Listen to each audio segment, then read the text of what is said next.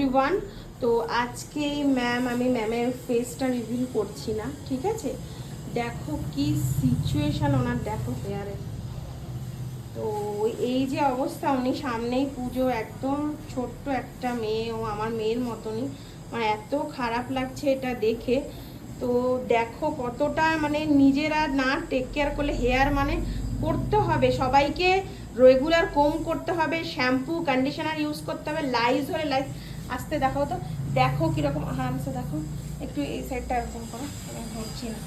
দেখো পুরো ঘা টাইপের হয়ে গেছে এবং মানে রীতিমতন কর্স বেরাচ্ছে, কতটা বোঝাতে পারছি জানেন। এই পাশটা দেখো, সাইডটা পুরো হেয়ারে। ও আজকে এসেছিল আমার কাছে, জাস্ট লাইসে দেখো কোন লেভেলে লাইস, মানে ঝুরঝুর করে পড়ছে আর বুঝতে পারিনি, অনেকটাই ছোট, যাই হোক ও বুঝতে পারিনি ব্যাক সাইডে এরকম হয়ে যাচ্ছে ওর আস্তে আস্তে।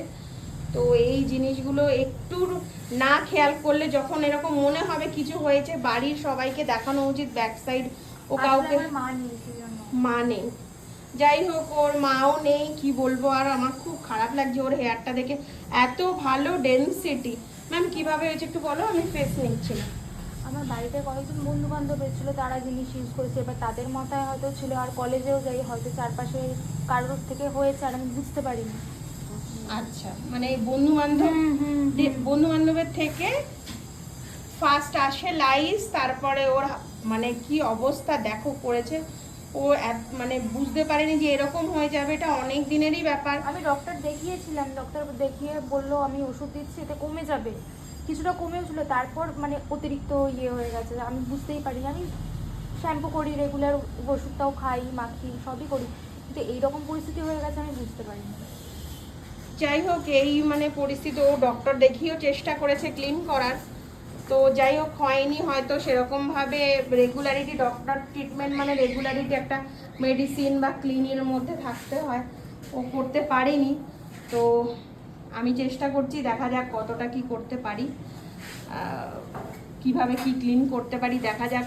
আমরা তো আমাদের বেস্ট দেবো। আমি চাই ওর হেয়ারটা একদম ঠিক হয়ে যাক, ওর হেয়ারটা বেঁচে যাক।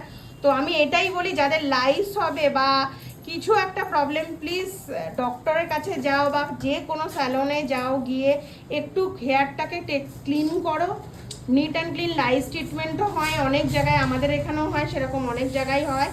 এরকম যেন আমাদের কারোর হেয়ার না হয়, কারণ না, আমাদের মেয়েদের জন্য হেয়ার কতটা ইম্পর্টেন্ট জিনিস।